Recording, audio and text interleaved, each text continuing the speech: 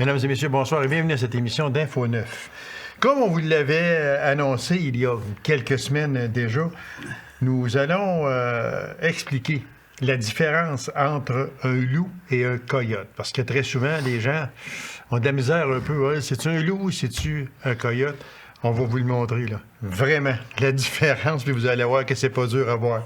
Alors, c'est avec mon invité, M. Claude Gauthier, que j'ai toujours nommé trappeur émérite. Puis allez voir émérite, qu'est-ce que ça veut dire? Puis lui, il mérite, c'est sûr et certain. M. Claude, bonsoir. Bonsoir, M. Gaby, ça va bien? Ça va très bien, merci. Oui. Quand on a là, ici deux belles peaux, là, un loup et un coyote, pris au piège. Non, au collet. Au collet, excusez. Exactement. Au collet. Exactement. C'est... Quand on voit une pièce de même, on va montrer le gros loup, là. OK. Comme ça, là. OK. Donc, de même. Qu'est-ce que c'est gros. Bon. Ça, là, ça prend un bon collet, là.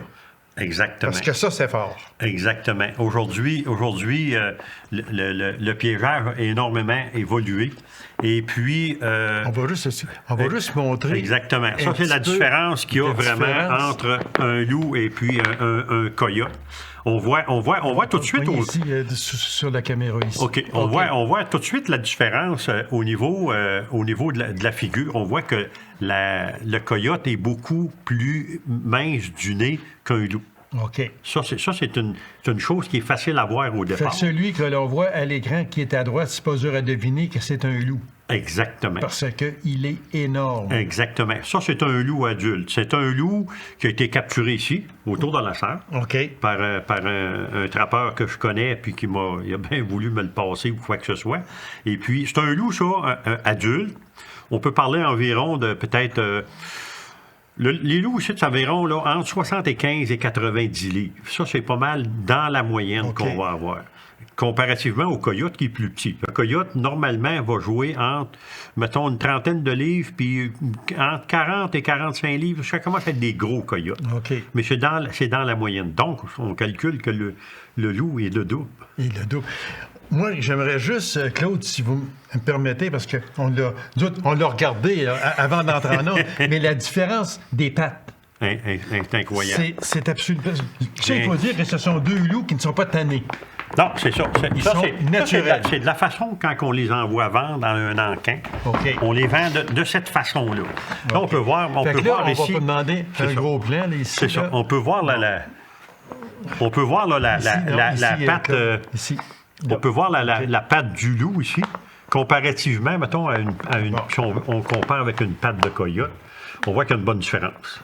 Okay. Lui, il n'a pas les griffes parce qu'on les garde pas avec les garde pas avec les griffes, mais tous les loups, on les garde tous avec les griffes ou quoi que ce soit. Fait que c'est là qu'on voit là, la différence de pattes, mais c'est le loup a la patte 2 fois plus grosse que le coyote. Oui, puis le coyote, c'est une patte qui est plutôt fine, mais un loup, c'est une grosse patte.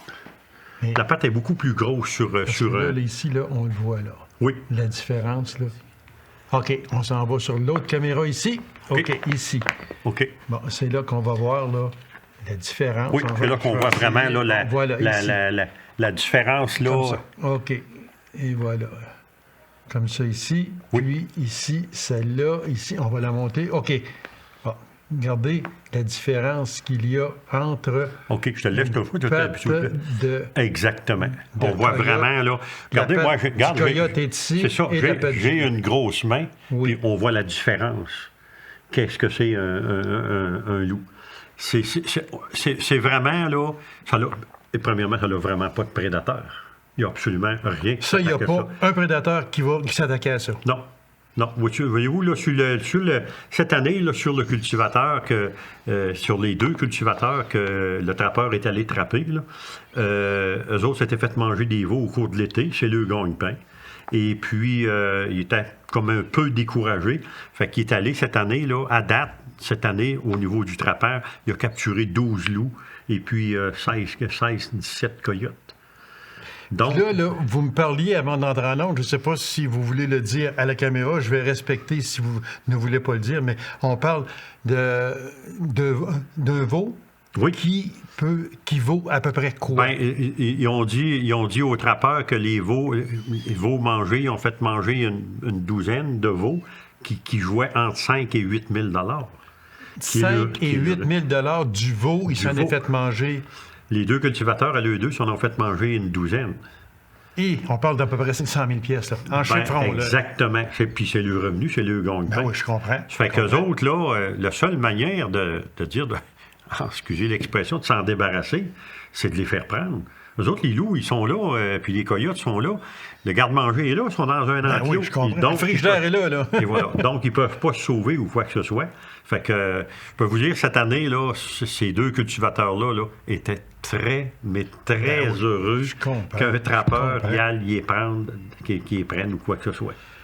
Parce que là, c'est sûr qu'il arrive 5-6 loups, parce que ça se tient en meute. Oui, exactement. Alors, il arrive 5-6 loups chez un cultivateur. Au pire aller, puis ça, j'aime pas ça dire ça, là, mais je vais le dire pareil, le cultivateur sort sa carabine, il va en tuer peut-être un, mais les autres, ils sont pas capables de les tuer. Exactement. Là. Les autres vont... Donc, le trappage qu'il faut dans ce temps-là qui vient... Bien, ça permet de travailler plus, si on veut, 24 heures sur 24. Voilà, parce que le collet, il est là 24 exactement, heures sur 24. Il est là, exactement, c'est ça. Puis, mettons une meute de 4-5 loups, un veau naissant, ils vont le manger en 2 jours. Donc, si tu manges un veau en 2 jours, ils ne peuvent pas passer 2 mois là à manger des veaux, là, il n'en restera plus un bain là, à la fin de la chose. C'est ça qui... C'est pour ça, disons, c'est sûr que les gens on a notre utilité, les trappeurs, je pense. Ben oui, c'est sûr. Parce que dans des cas comme ça, pour eux autres, là, c'est formidable. Là, ça se parle de bouche à oreille. Donc, puis on sait qu'en région, on a énormément de cultivateurs ou ces choses-là. Moi, quand je m'occupais énormément de l'association des trappeurs, le Témiscamingue, c'est une autre place qui a beaucoup d'éleveurs, d'animaux à bœuf et ces choses-là. Faisaient tout affaire avec des trappeurs. Tous des trappeurs. Le seul moyen de dire, mettons, de régler le problème à la source, c'est la bête. On n'a pas le choix. Il faut la capturer. Ça, là, si on parle d'intelligence, l'intelligence du loup, moi, j'ai toujours entendu dire que le loup était un animal sauvage très intelligent. Je peux te dire une chose, Gabi. Le loup, là, il te permet pas d'erreur comme trappeur. Puis, si tu vas prendre, mettons, tu vas avoir une meute de loups, de 4-5 loups, mettons, puis tu vas en capturer 3 dans un secteur, c'est sûr que les 2 autres, tu les captureras pas là, parce qu'ils ont vu les autres se prendre. Okay. C'est incroyable. C'est incroyable, l'intelligence du loup, là. Bien, disons que c'est un animal qui a une grosse hiérarchie au niveau de sa meute, et puis, c'est assez surprenant qu'est-ce que ça peut faire un loup. Ils ont toujours dit rusé comme un renard, mais pour un trappeur, c'est rien prendre un renard comparativement à un loup. Moi j'ai toujours dit, je donne de la formation, ces choses-là, au niveau du piégeur, puis je dis aux gens, l'animal qui est le summum d'un trappeur à capturer, c'est le loup. Parce que moi, je n'ai jamais vu... on en a montré ici déjà, des pièges. Oui. Des pièges pour prendre le castor, pour prendre le loup, etc. Vous en avez montré ici déjà, il y a quelques années passées. Mais le collet, le loup ne meurt pas de suite. Non, un loup, regarde, on peut revenir à la peau de loup. Si on remarque bien, ce loup-là a été pris au collet. On ne voit pas la trace du collet. OK. Puis, un loup va se fier à sa force. Aujourd'hui, les nouveaux collets qu'on utilise sont munis d'un ressort. Et puis, le loup se fie à sa force. Quand il va rentrer, qu'il va se sentir pris, lui, il va donner des coups. Il va donner un coup. Aujourd'hui, avec le nouveau ressort, quand il se comprime, il exerce une force de 780 livres. OK. Donc, aussitôt que le loup va arrêter de tirer, le ressort va aller chercher le maximum de la compression. Là, le loup va redonner encore un autre coup. Il va encore comprimer le ressort. Puis je vous dirais qu'à 90% du temps, il va tomber là, puis c'est fini. C'est fini. C'est pour ça qu'il n'y a pas de marque. Donc, si on résume, parce que là, c'est sûr qu'il y en a qui sont contre le trappage, il y en a qui sont contre d'aller chercher des loups, d'aller chercher du coyote, du castor, peu importe. Et il faut respecter leur choix également. Ils n'aiment pas ça, que les animaux soient pris. Il faut en prendre, parce que comme vous l'avez si bien dit tantôt, quand un cultivateur se fait manger, ou deux cultivateurs se font manger 12 veaux, entre 5 et 8 000 pièces, on parle de pas loin de 100 000 pièces, il faut faire quelque chose. Oui. C'est donc dire que vous mettez un collet, mais l'animal ne souffre pas? Non. Non, parce qu'il y a... Disons que c'est des animaux libres. Donc, eux autres, la moindre, mettons, ils sont pris par le cou. Là, ils ne sont pas libres. Là. Fait que le seul moyen de vouloir, mettons, on peut dire, se débarrasser de ça, c'est de tirer pour le casser. Oui. Mais c'est impossible à casser. Je vous dis, là, tu vas le prendre, puis après, c'est dur à évaluer le temps. Mais nous autres, on le voit plus quand on va dans la forêt parce qu'on voit que l'animal ne s'est pas débattu.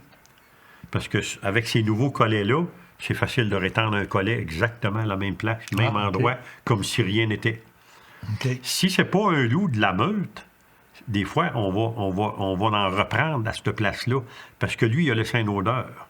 Puis les loups, avec l'odeur d'un autre, ça ne les dérange pas, parce qu'ils savent qu'il y en a un qui a passé là. De la même meute, c'est parce qu'ils l'ont vu.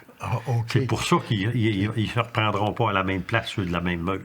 Une meute de loups, est-ce que le coyote a une meute également? Puis on va terminer avec ça, parce que le temps passe très vite. Oui, une meute de coyote. Les meutes de loups, ce qu'on peut rejoindre, mettons, ce qu'on a en région ici, c'est à peu près des meutes de 400 loups. Ça, c'est à peu près le général. Des coyotes, c'est un petit peu comme des chiens. Il peut y avoir des petites meutes de coyotes de peut-être jusqu'à 10-12 coyotes ensemble qui vont... ils font pas peur au loup, parce que le loup, c'est le top. C'est le top de la chaîne alimentaire. C'est le top, c'est le coyote, c'est le lynx, c'est le renard. Le renard vient en dernier. Lui, il va manger ce qui va rester quand il va rester. Le dessert. Exactement. C'est ça. Mais le coyote est en plus grand nombre. Au niveau... C'est un peu comme des portées de chiens, dans le fond. En terminant, une question. Est-ce que ces animaux-là, parce que ce sont des animaux qui font peur aux personnes, mais est-ce que c'est vraiment dangereux si on arrive sur une meute de loups? Moi, je pense, j'en connais des trappeurs qui ont déjà fait entourer, mais ils n'ont jamais vu. Ah, OK. Ils n'ont jamais vu. Oui, J'ai l'impression, moi, qu'ils savent que c'est un humain, puis peut-être pour faire plus peur que d'autres choses, là. Mais il n'ira pas attaquer l'humain. Ben, moi, en tout cas, disons que c'est une chose qui... On sait jamais. C'est sûr que c'est comme des humains. Il y en a des pacifiques, puis il y en a des plus... Mais en général, non. Moi, des loups vivants, là, à part que d'avoir vu ça dans des pièges ou un collet, j'ai vu ça peut-être une fois ou deux, mais aussitôt vu, aussitôt disparu. Aussitôt disparu. Oui. La meute du coyote, c'est combien? Bien, les meutes de coyote, ce qu'on peut avoir ici, là, c'est peut-être entre 5 et 7, mais il y a des fois, moi, qu'il y en a qui m'ont dit qu'ils ont déjà vu jusqu'à 11 coyotes ensemble. Fait que c'est donc dire qu'il y a... Est-ce qu'on peut dire qu'il y a plus de coyotes que de loups? Oui, on a plus de coyotes que de loups. Puis, ils s'attrapent la même chose? De la même façon, exactement de la même façon. Monsieur Claude, c'est toujours vraiment toujours très intéressant. Puis ce qu'on retient en terminant, là, ce que l'on retient, c'est que l'animal ne souffre pas. Non. C'est ça qu'il faut dire. Avec les nouveaux pièges aujourd'hui, puis quand ça va donner, on va en remontrer des pièges et des collets. Ce qui est vraiment de nouveau. On sait qu'il y a des hommes des humains qui n'aiment pas ça du tout. On pense qu'ils font mal aux animaux, mais ce n'est pas ça. Monsieur Claude, merci. C'est toujours un plaisir et vos explications sont toujours pertinentes. Ça me fait plaisir. Merci beaucoup. Merci. Alors, mesdames et messieurs, courte pause. On vous revient immédiatement après. Restez avec nous.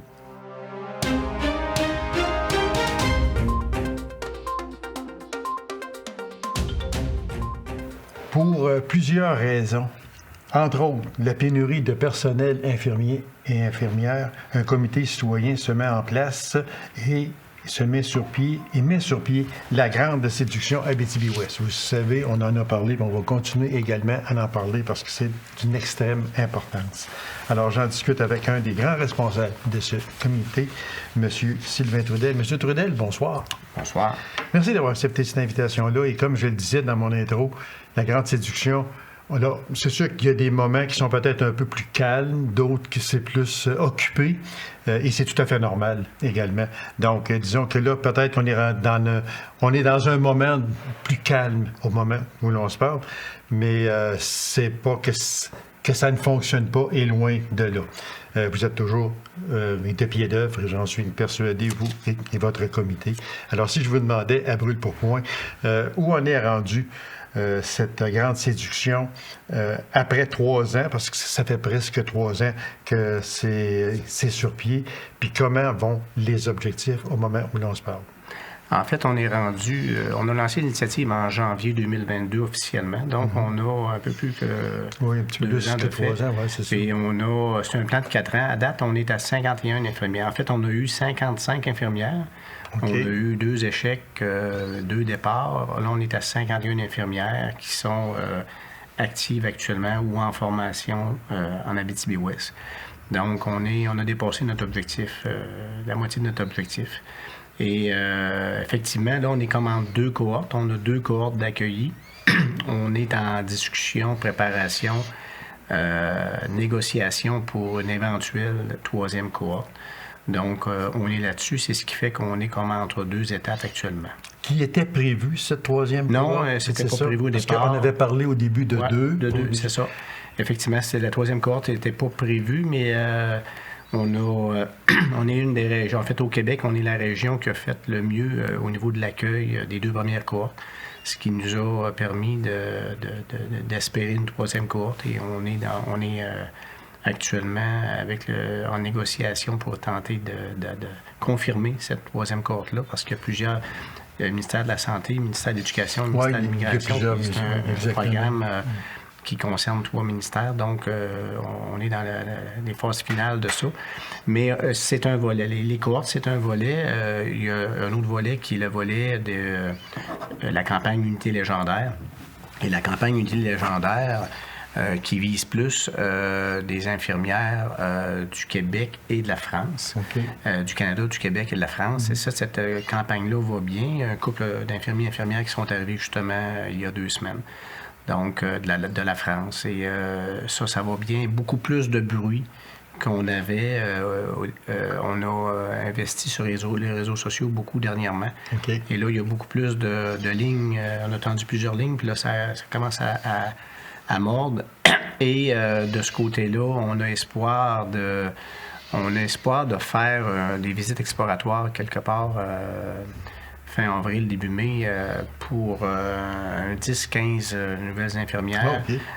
C'est pas dit que les 10-15 vont décider de demeurer, mais on espère former une cohorte de visites exploratoires d'infirmières qui sont déjà diplômées.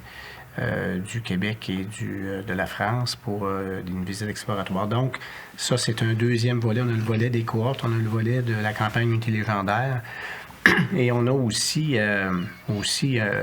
actuellement, on a en fait un heureux phénomène qui se produit, c'est qu'on a investi beaucoup dans l'accueil et l'intégration de nos 2 cohortes.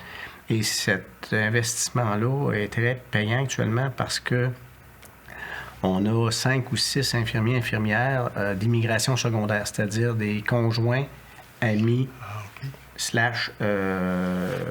cousins, cousines de nos 2 premières cohortes qui ont choisi de venir s'établir en Abitibi-Ouest. Ils sont sur le territoire, ils étaient infirmiers dans leur pays, donc on essaye de... Ils sont comme en exploration? Ils travaillent comme préposés au bénéficiaire actuellement. Ils sont déjà sur le plancher, mais on essaie de les intégrer avec notre 3e cohorte pour compléter leur formation, faire reconnaître en fait leur formation d'infirmière. Et donc, ça, c'est un 3e volet qui est l'immigration secondaire, qui n'était pas planifié au départ, puis qui se présente très bien et qui est très, très intéressant pour nous parce que là, on a 0...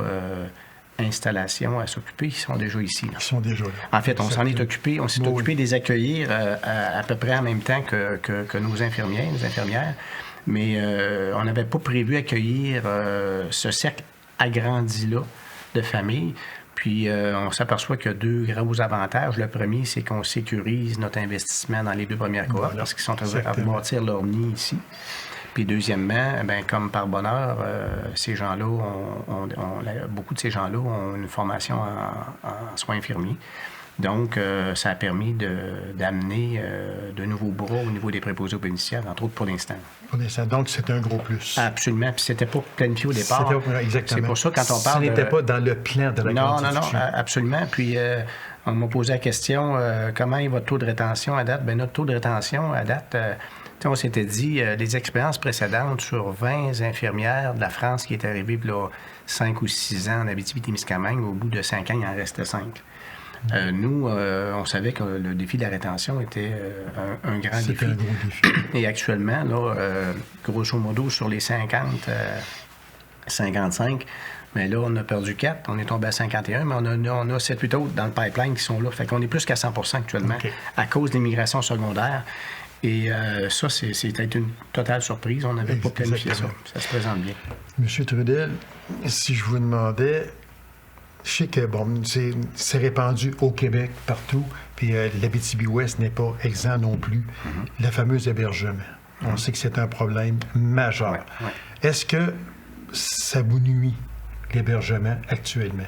Mais en fait, ça a été effectivement un très grand défi, parce que là, on a accueilli non seulement ces 51 familles-là, mais certaines sont arrivées avec des familles de 3, 4, 5 enfants. Et ça a été tout un défi. Et honnêtement, c'est le plus grand défi qu'on a eu, mais en même temps, c'est un défi sur lequel non seulement on a trouvé des logements pour tout le monde, il ne s'est pas fait une nuit de motel, contrairement à d'autres régions où il y a eu des mois de motel avec des familles. Il n'y a pas eu une nuit de motel. En fait, je dis, il y a eu une nuit de motel. Honnêtement, il y en a eu une sur tout l'ensemble des groupes. Ils sont arrivés dans des appartements. On a réussi à trouver des appartements, les meublés. Vaisselle, literie et compagnie. Là. On a réussi ça, ce que personne d'autre au Québec a fait. La grande séduction, c'est pas un concept qu'on a inventé.